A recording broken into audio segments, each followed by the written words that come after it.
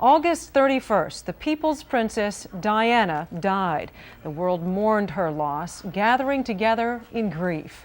Now, months later, there are still unanswered questions, mysteries surrounding her death.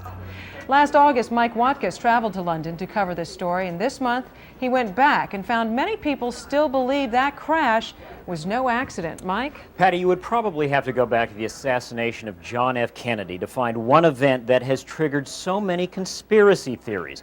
You want proof? Just check out the supermarket tabloids on the stand right now.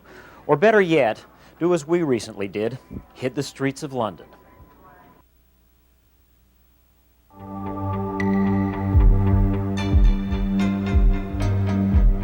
From the moment of impact, it was probably inevitable.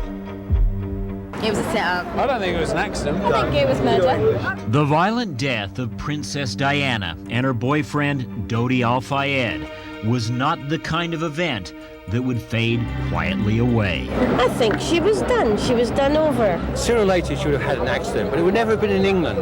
It would all have been abroad. A bit too conspired for my liking. You think Americans like conspiracy theories? Here in London, they're flowing like beer at the corner pub. Was it an accident or was it murder? And step into just about any pub, mention Diana, and prepare for an earful. It was an accident. Accident. Yeah. I think conspiracy. You're going. And I think most of England thinks conspiracy. It was an accident. Well, okay, it may well have been an accident, but I think there's enough thought-provoking evidence there to think that there might have been some element of conspiracy. No, it was an accident. And one of the biggest conspiracy theorists, none other than Dodi Al-Fayed's father, Mohammed, the controversial owner of London's famous Harrods department store. In recent weeks, Mohammed Al-Fayed has been telling anyone who will listen, from network news to supermarket tabloids, that he believes his Playboy son and the princess were intentionally murdered.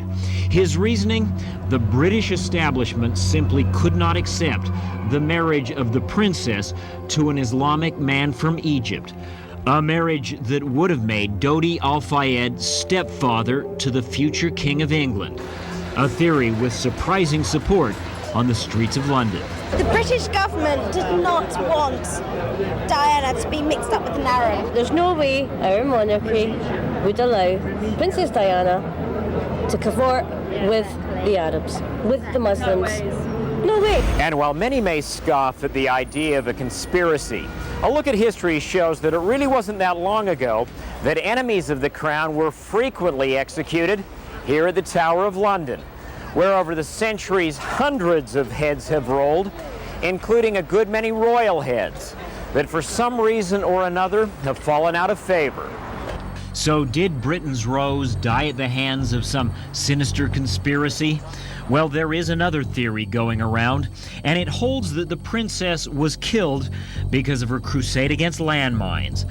The theory goes that the manufacturer of these deadly weapons saw the princess's push for an all-out ban as a very real threat to their billion-dollar industry. And trust me, we've heard them all, we've researched them all, and we haven't been able to turn up anything. But certainly not everybody buying the conspiracies. TV producer Matt McFettridge has closely followed the crash and the investigation for CNN. And he says there is no tangible evidence of any cloak and dagger plot. We're looking into it. We've never stopped looking into it, but from what we know, it was, a drunk guy behind the wheel of a car. And noted French reporter Stephen Bren agrees. No conspiracy has been uncovered.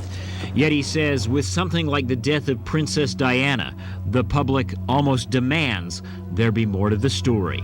We will always think that the prince was murdered or it was a conspiracy, because we couldn't accept that she died like ourselves, like human beings. She was not exactly human beings. So it seems no matter who the investigators ultimately blame, be it the drunk driver, the crazed cameraman, or something more sinister, conspiracy theories have now become an integral part of the princess's mystique, meaning forever questions will remain, suspicions linger.